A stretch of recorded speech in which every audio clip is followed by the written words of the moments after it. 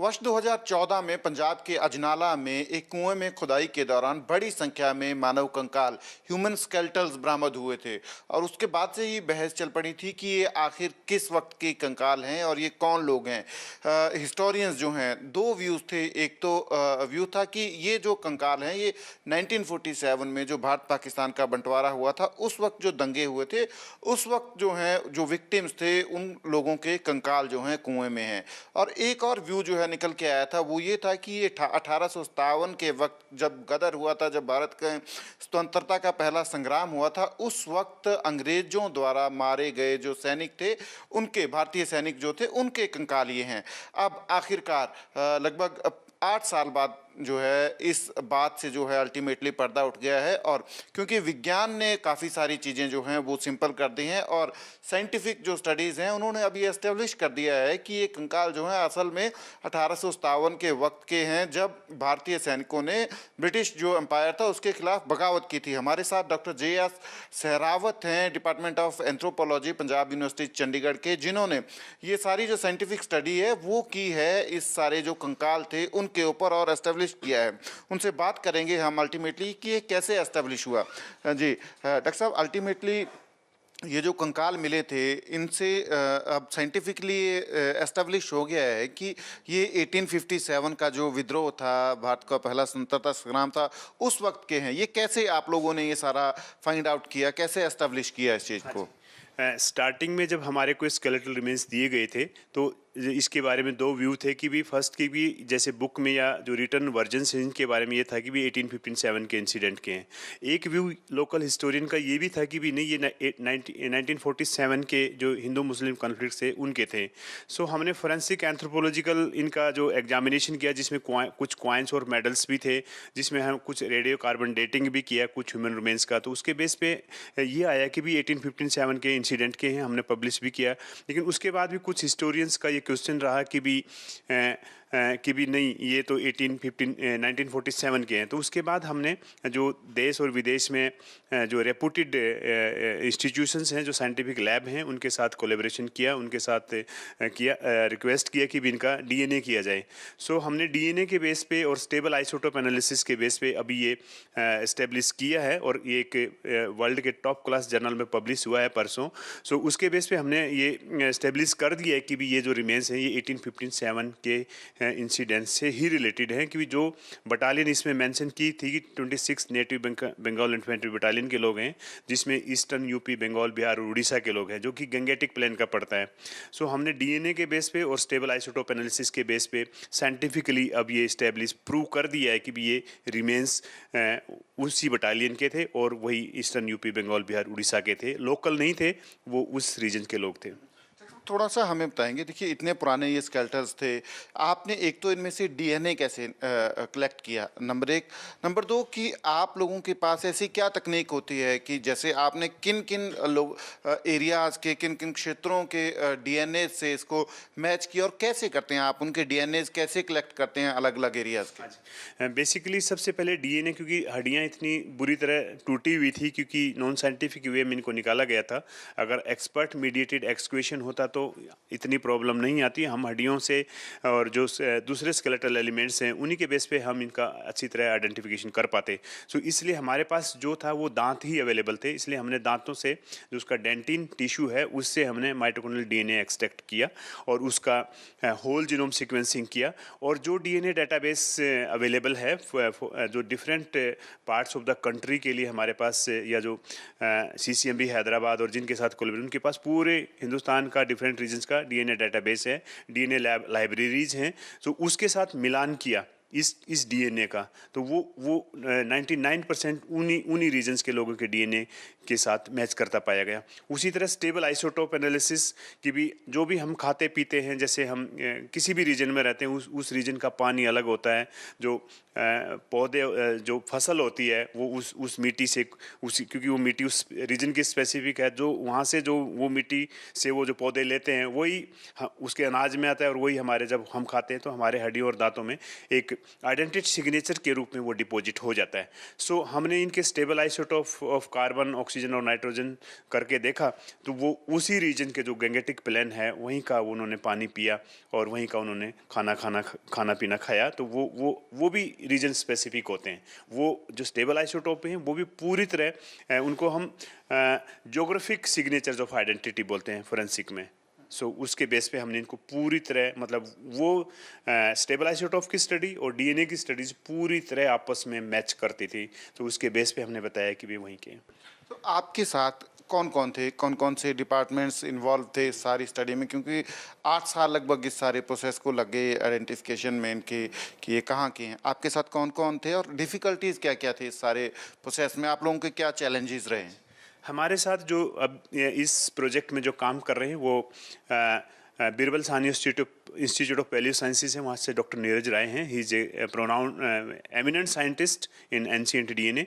उसी तरह डॉक्टर थंगाराज हैं जो कि डायरेक्टर हैं centre for DNA fingerprinting and diagnostic Hyderabad में, वो डायरेक्टर रहे हैं सीसीएमबी हैदराबाद के भी। उसी तरह प्रोफेसर ज्ञानेश्वर चौबे हैं जो बीएचयू से हैं और वो साइटोजेनेटिक लैब के प्रोफेसर हैं और वो भी रिनाउंड एंशिएंट डीएनए साइंटिस्ट हैं। तो इन लोगों के साथ कोलेब्रेशन किया। उसी तरह स्टेबल आइसोटोप के लिए डॉक्टर शैलेश अग्रवाल और स्टेबल आइसोटोप हम भी करते हैं। हमने ये मिल के ये किया। दूसरी बात जो चैलेंजेस की बात है, चैलेंजेस में सबसे बड़ा चैलेंज तो ये था कि भी ये बैडली डैमेज थे। हमने सबसे पहले यही प्रॉब्लम फेस हुई कि भी इनको करेंगे कैसे। तो चलो वो भी हमारे पास से हमने दांतों को अलग कर लिया, जॉ फ्रेगमेंट्स थे उनको अलग कर लिया, क्वाइंस मेडल्स को अलग कर लिया जो हम यूज कर सकते हैं, क्योंकि हज़ारों की संख्या में हड्डियाँ और दांत हैं। 9000 से ज़्यादा दांत हैं, हज़ारों की संख्या में हड्डियाँ हैं, उसी तरह स्कल्स हैं। तो और भी दूसरे स्केलेटल इवेंट्स हैं जो आप बैकग्राउंड में देख रहे हैं, बहुत सारे हैं और दूसरी जगह भी रखे हैं, अलमीरा में बंद हैं। सो इन सब से सभी स्केलेटल इवेंट्स में से हमें दांतों को यूज किया, क्योंकि जो दांत होते हैं उसमें सबसे हाई मोलिकुलर डीएनए होता है और वो लंबे टाइम तक, हज़ारों साल तक दांत ऐसे ही पड़े रहते हैं, उनका कुछ नहीं बिगड़ता। सो हमारे लिए जो चैलेंज था पहला कि भी ये बैडली डैमेज है, उसके लिए हमने सोल्यूशन निकाला कि दांत का। दूसरा चैलेंज था पैसे का, क्योंकि कंसर्न गवर्नमेंट ने अपने रिटर्न डॉक्यूमेंट में लिखा था कि भी इस प्रोजेक्ट के लिए कोई पैसा नहीं है। इसलिए स्टार्टिंग में हमने नेटवर्किंग्स और कोलेब्रेशंस के थ्रू लोगों से कॉन्टैक्ट किया कि भी हमें इस प्रोजेक्ट में हेल्प करें। दूसरा मेरे पास और भी प्रोजेक्ट थे, कुछ पैसा हमने उधर से भी फॉर द टाइम बिंग इधर डाइवर्ट किया। सो उसके बाद हमने कुछ रिजल्ट्स पब्लिश किए। उन रिजल्ट्स के बेस के जो भी पब्लिकेशन जो हमारे इनिशियल फाइंडिंग्स थी वो हमने कम्युनिकेट किए और एक ग्रांट लिखी, प्रोजेक्ट लिखा science and engineering research board, department of science and technology, government of India. तो उन्होंने हमारे को जितना पैसा मांगा उससे ज़्यादा पैसा दिया।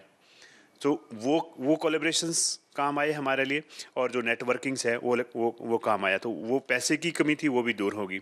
तीसरा जो चैलेंज है वो मेजर ये है कि भी इन लोगों के जो लिस्ट है कि भी कौन थे लोग, अंग्रेज़ों के पास इसकी लिस्ट है, क्योंकि जो मेरे को रिसर्चर हैं जो इंपीरियल हिस्ट्री ऑफ पंजाब पे काम करते हैं लंदन हिस्ट्री म्यूजियम में या लंदन स्कूल ऑफ हिस्ट्री में, उनसे मेरा कांटेक्ट हुआ है थ्रू ईमेल भी, व्हाट्सएप के थ्रू भी। तो उन्होंने कहा कि भी लिस्ट एग्जिस्ट करती है, बट इसके लिए लॉन्ग रूट अपनाना पड़ेगा आपको कि ब्रिटिश हाई कमिश्नर के थ्रू आपको। वो हमने किया है और हमें प्रॉमिस भी इनडायरेक्टली मिला है कि we will get that list.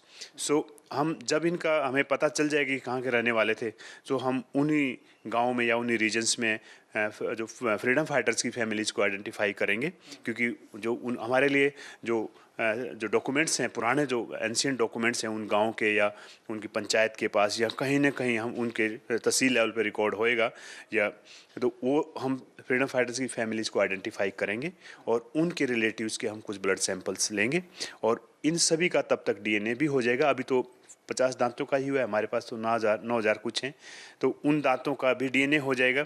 तो उस डीएनए के साथ और जो हम ब्लड सैंपल से डीएनए मैच करेंगे, तो उसके बाद हम इन रिमेन्स को, जो भी है, किसी का जबाड़ा है, किसी का खोपड़ी है, कि कोई भी पार्ट है, चाहे वो जो फ्रेगमेंट्स हैं जो भी हैं, हम जो भी जिसका मिल जाएगा हम उनको मैच करेंगे, उनके रिश्तेदारों को, उनको इनके लास्ट बरियल के लिए कि भी हम चाहते हैं कि भी इनका अंतिम संस्कार या अंतिम जो भी इनकी हिंदू थे, मुस्लिम थे, जो भी थे, तो उनकी रीति रिवाज के हिसाब से इनका लास्ट बरियल हो, लास्ट राइट्स की जाए। हमारा साइंटिफिक वे में इनको रिस्पेक्ट देने का असली मकसद यही है।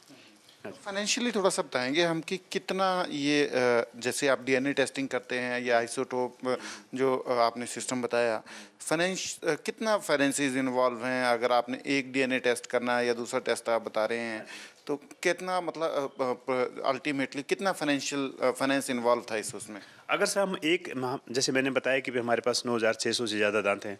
अगर हम एक दांत का डीएनए करते हैं कि भी हमारे पास से जो इवन गवर्नमेंट की जो लैब हैं या इवन कुछ प्राइवेट सेक्टर में भी कुछ डीएनए सीक्वेंसिंग का या एक्सट्रैक्शन का काम करते हैं, तो हमारे हमारे को जो ये बताया जाता है कि भी 1 लाख से ज़्यादा एक सैंपल का खर्च आता है एक दांत का। तो 9,000 दांत हैं, तो आप अंदाज़ा लगा सकते हैं कितने करोड़ों अरबों रुपए में पैसा चाहिए। दूसरी बात, उसी तरह स्टेबल आइसोटोप का भी बहुत मतलब एक काफ़ी एक्सपेंसिव प्रोसेस है, क्योंकि उसमें जो केमिकल्स या जो इंस्ट्रूमेंटेशन या जो जो इक्विपमेंट होते हैं वो बड़े कॉस्टली होते हैं। चाहे हमने जैसे हंगरी की लैब से कराया, तो वहाँ पर भी हमने जैसे 350 यूरो दिए हमने 20 सैंपल्स के लिए, तो आप 350। उसी तरह हमने अमेरिका से भी कुछ यूनिवर्सिटीज़ के साथ कॉन्ट्रैक्ट किया है इन स्केलेटल रिमेन्स पे काम करने के लिए। We have shifted some money there also, so it is a very costly affair. चाहे वो डीएनए है, स्टेबल आइसोटोप है, चाहे इनका कार्बन डेटिंग है, तो बहुत महंगा प्रोसेस है। तो पैसे की कमी तो है हमारे पास, लेकिन हम एक्सपेक्ट करें कुछ कोलैबोरेशन हो जाए और कुछ गवर्नमेंट एजेंसीज अगर कुछ हमारी फर्दर हेल्प करें तो हम इसको अंजाम तक पहुंचा देंगे। आप लोगों ने सारे स्केलेटल्स रिमेन देखे हैं, मतलब आपने साइंटिफिक स्टडी किया है, कोई इंजरी कुछ इन पे है? कुछ हम फाइंड आउट करते हैं कि इंजरी मार्क्स कैसे हैं, किस तरीके की इंजरीज इन लोगों को हुई थी?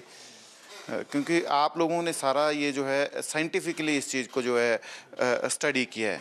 आप कुछ पिक्चर्स में भी देखेंगे कि जो बैकग्राउंड में पिक्चर हैं, तो उसमें देखेंगे कि भी कुछ जो आप स्कल्स हैं,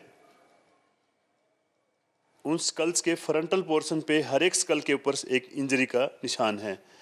तो उससे आपको क्लियरली पता चल जाएगा कि भी ये मतलब जो बैकग्राउंड में पिक्चर्स हैं, या हमारे पास स्कल्स भी हैं, वो दूसरी साइड में रखे आपको दिखा सकता हूँ। तो हर एक स्कल के फ्रंटल पोर्शन पे एक इंजरी का निशान है, और उसी के पिछली साइड में जब खोपड़ी से जब एक निशान है उसी लाइन में। और हमने कुछ से जो स्कल्स हैं इनका एमआरआई भी करा के देखा, जो अभी तक इंटैक्ट हैं, और जो अंदर जो बोन जो ब्रेन कास्ट है, जो मिट्टी बन गया है, तो उसके अंदर कुछ इंटेंगल्ड बुलेट्स भी मिली हैं।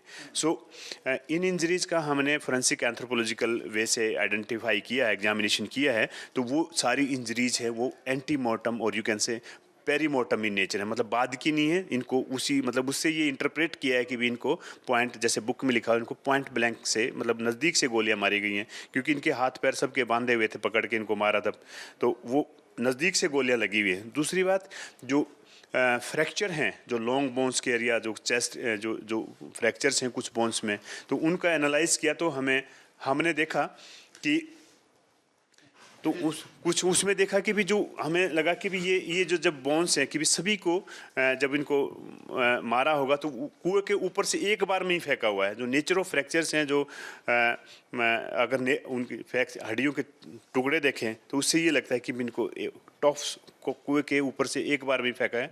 इनका कोई मतलब जो एक प्रोटोकॉल की तरह बरियल करते हैं या लास्ट है उसके हिसाब से इनकी ग्रेव वगैरह ऐसा कुछ नहीं किया कि मरने वाला भी अपनी रिस्पेक्ट चाहता है, होती है, उसकी भी रिस्पेक्ट है। जो जिंदा है उससे ज़्यादा रिस्पेक्ट होती है। अब हमारे लिए जो स्केलेटल रिमेन्स हैं, इनकी भी इतनी रिस्पेक्ट है जब ये जिंदा थे हमारे लिए, क्योंकि एथिक्स हैं।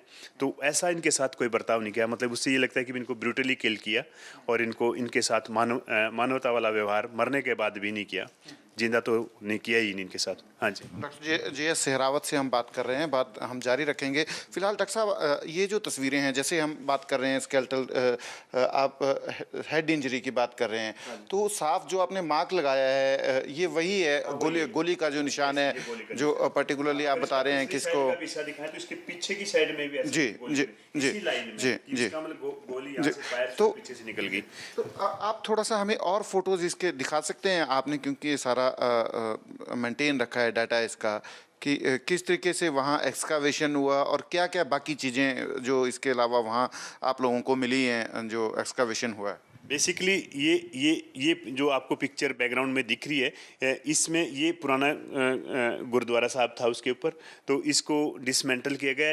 ये नया गुरुद्वारा वहाँ पर बनाया गया, लोगों ने पैसा इकट्ठा किया और पैसा इकट्ठा करके इस नए गुरुद्वारा को बनाया, और जो गुरु ग्रंथ साहिब हैं जो उनको वहाँ शिफ्ट किया गया, और भी जो होली बुक है उससे रिलेटेड जो भी मटेरियल वहाँ पर रखा हुआ था, तो वो सारा सब कुछ पूरी रिस्पेक्ट और श्रद्धा के साथ नए गुरुद्वारा साहब में शिफ्ट किया गया। उसके बाद जैसे इसको डिसमेंटल शुरू किया तो 8 फीट के नीचे ये जो लेफ्ट की पिक्चर है दिखाई दे रही, इसमें वो कुएं की बाउंड्री दिखाई देने लगी। उसके बाद जो राइट में पिक्चर है, ये जो पूरा कुआं खोद दिया था ये।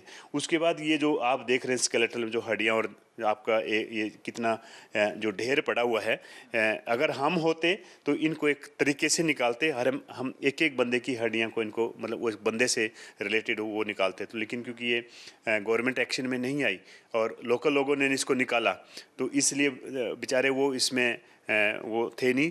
डॉक्टर सुरेंद्र कोचर जी हैं, उनके तत्वाधान में ये, उनके गाइडेंस में ये सारा सब कुछ एक्सक्यूशन हुआ था। तो हम तो उनको दाद देते कि भी उन्होंने इतने सारा सब कुछ बीड़ा उठा के इनको स्केलेटल में इसको निकाला। तो उसी तरह आप देख सकते हैं कि भी ये सारे स्केलेटल में कितने ये हमारे जो फर्स्ट फ्रीडम स्ट्रगल के जो हमारे सेनानी थे उनका कितना बुरा हाल हुआ है। सो ये you can see other pictures, ये भी है। तो उसी तरह ये पूरा एकदम बुरी तरह डैमेज, आप कोई कह भी नहीं सकता कि भी ये अगर किसी ने ह्यूमन की बोन देखी है नहीं देखी तो वो कह नहीं सकता कि भी किसकी बोन, ये पूरे टुकड़े टुकड़े करके ये देखो आप, ये हमारे लिए एक खजाना है। जो दांत आपको और जबाड़ा जो ये दिख रहे हैं, हमने सारा रिसर्च इन्हीं के बेस पे किया है। आज जो साइंटिफिक जो एडवांसमेंट हुई है वर्ल्ड में, सो वो जो दांतों के बेस पे, जिसको हम फोरेंसिक ओडोंटोलॉजिकल एग्जामिनेशन बोलते हैं, चाहे इनका ये क्या खाते थे, क्या पीते थे, वेजिटेरियन थे, नॉन वेजिटेरियन थे, कहाँ कहाँ इनकी ट्रांसफरें हुई, वो सारा हम we are going to establish. काफ़ी तो स्टेब्लिश कर दिया है, लेकिन ये पिछले 10 साल कहाँ रहे, कहाँ का पानी पिया, कब तक माँ का दूध पिया, कब गाय भैंस का पीना शुरू किया, और इनके क्या मतलब कितनी एग्जैक्ट एज कितनी थी। हमने एग्जैक्ट एज भी एस्टिमेट की है कि भी इनकी एवरेज एज है जो 21 से 49 साल के बीच में, एवरेज 36-35 के बीच बनती है। सो दांत हमारे लिए एक खजाना है। और उसी तरह आप देखेंगे कि बीच में ये पिक्चर्स कोचर साहब की टीम ने ली है, तो ये देखो कि भी जो ये पिक्चर उन्होंने प्रोवाइड की हैं, तो ये जो हड्डियाँ और पड़ी हुई हैं कुएं के में, कि भी ये शो करती हैं कि इनको एक बार ऊपर से फेंका गया है, मतलब ये जो सारी चीज़ें।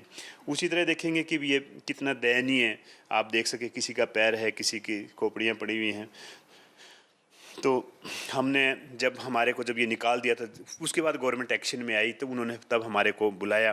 तो I along with my research scholar हम वहाँ पर गए, हमने इनको सारा को अलग अलग किया, जो फोरेंसिक एंगल से जो हम यूज़ कर सकते हैं उनको हम अपने साथ पैक करके ले गए, बाकी चीज़ें बाद में ट्रांसफ़र की गई लेबोरेटरी में। सो ये सारा काम हमने वहाँ जाके किया सर। तो लास्टली अब आप जैसे बात कर रहे हैं कि आप इनको ट्रेस करने की कोशिश करेंगे, इनकी फैमिलीज़ को ट्रेस करने की कोशिश करेंगे, आप इसके लिए गवर्नमेंट के लेवल पे गवर्नमेंट से कम्युनिकेट कर रहे हैं किस तरीके से? क्योंकि आपको तो इंग्लैंड ब्रिटेन की जो गवर्नमेंट है उनसे सारा कम्युनिकेट करना पड़ेगा। कैसे करेंगे सारी प्रोसेस को आप लोग, ताकि ये लोग आइडेंटिफाई हो पाएँ? हमने सर आप मीडिया वाले लोगों के सहारे और कुछ हमने अपने लेवल पे कि भी हमने एक गवर्नमेंट के हाई फंक्शनरी इसमें इंटरेस्टेड हैं, हमने उनको रिक्वेस्ट किया, उन्होंने अपने लेटर हेड पे ब्रिटिश हाई कमिश्नर को लिखा तो कि भी इनकी हमारी लिस्ट प्रोवाइड की जाए, उन्होंने वो लेटर आगे फॉरवर्ड किया है। तो दूसरा हमने अपने लेवल पे भी जो लोग रिसर्चर हैं वहाँ पर हैं, तो उनसे भी रिक्वेस्ट किया है कि भी हमें लिस्ट प्रोवाइड की जाए, पर वो कहते हैं कि भी गवर्नमेंट टू गवर्नमेंट ही होएगा, हम ऐसे प्रोवाइड नहीं करा सकते। सो हम उसके लिए हम कोशिश अपने लेवल पे भी करें, तो हम सरकार से भी यही मांग करेंगे कि भी रिक्वेस्ट करेंगे कि हम इन लोगों की जो लिस्ट है वो प्रोवाइड की जाए, सो दैट कि भी जो हमारे प्रथम स्वतंत्रता संग्राम के जो ये शहीद हैं इनको एक आदर और सम्मान मिले, इनको हम लास्ट राइट कर सके सर। डॉक्टर साहब, असली नंबर को लेकर क्या क्लैरिटी है? 280 के समथिंग ये बताए जाते हैं जो सैनिक थे। आप लोगों को आप किसी कंक्लूजन पे पहुंचे हैं कि इतने ये सैनिक थे? हाँ जी, जैसे रिटर्न वर्जन्स हैं, चाहे वो मिस हेनरी ली कूपर की बुक है crisis in Punjab from 10th of May until fall of Delhi, चाहे ईस्ट इंडिया पेपर्स हैं जो ब्रिटिश पार्लियामेंट्री पेपर्स हैं जो ऑनलाइन अवेलेबल हैं, चाहे वो बेट्स एंड कार्टर की बुक है, और चाहे पंजाब गजेटियर्स हैं, तो सभी में ये मेंशन है कि 282 लोगों को मार के इसमें डाला गया था। तो हमारे पास जो स्केलेटल और डेंटल रिमेन्स हैं उसके बेस पे, जो दांतों के काउंट के बेस पे हमने पाया कि भी 246 लोग बनते हैं, वो हमने पब्लिश भी किया है। लेकिन 246 में और 282 में जो फ़र्क है कि वो बाकी के दांत और वो लोग कहाँ हैं, तो हो सकता है कि भी एक्सक्यूशन के दौरान, क्योंकि नॉन साइंटिफिक एक्सक्यूशन था, कुछ लोग दांत उठा के लेके गए हों, या कुछ दांत हमारे इन्होंने कुछ मिस हो गए हों, कहीं रख दिए हों, या मतलब और दूसरा चांस ये भी हो सकता है कि भी जो लिखने वाले हैं कि उसने 282 बढ़ा चढ़ा के लिखे हों, कम भी हो सकते हैं। सो अभी तक हमारे पास हमने जो पाया है वो 246 लोगों के स्केलेटल रिमेन्स हो सकते हैं ये। अल्टीमेटली विज्ञान जो है, साइंस ने ये सब कुछ जो है वो पॉसिबल किया है, और वैज्ञानिकों ने, डॉक्टर JS सहरावत और इनके साथ तमाम जो वैज्ञानिक हैं, उन्होंने ये सिद्ध कर दिया, प्रूव कर दिया कि ये जो अजनाला में 2014 में जो ह्यूमन स्केलेटल्स मिले थे, मानव कंकाल मिले थे, वो असल में 1857 में जब भारत का पहला स्वतंत्रता संग्राम हुआ, उस स्वतंत्रता संग्राम में भारतीय सैनिक, जिन सैनिकों ने विद्रोह किया था ब्रिटेन के खिलाफ, ब्रिटिश सरकार के खिलाफ उस वक्त की, उन सैनिकों के है। और बता रहे थे डॉक्टर JS सहरावत कि किस तरीके से ये पता लगता है कि उनको ब्रूटली उनके सिर के ऊपर गोली मार के किस तरीके से उनको कुएं में फेंक दिया गया है। तो फिलहाल इस बात पे अब वैज्ञानिकों ने मोहर लगा दी है कि ये जो ह्यूमन स्केलेटल्स थे, ये 1857 के विद्रोह के वक्त के ही, प्रथम स्वतंत्रता संग्राम के ही थे, भारतीय सैनिकों के थे, जिनको ब्रिटेन की सरकार ने जो है उस वक्त मार दिया था और कुएं में फेंक दिया था। कैमरा पर्सन लालता प्रसाद के साथ सचिन कुमार, ABP न्यूज़, चंडीगढ़। पंजाब ते पंजाबीयत दा परछावा, पंजाबी साडियां बावां, ABP साझा। हुण देखो अपने टीवी स्क्रीन ते टाटा प्ले चैनल नंबर 1929 ते। ABP साझा देखण लई अपने केबल ऑपरेटर नु अज ही संपर्क करो। ABP साझा, जोश, जज्बा, जुनून।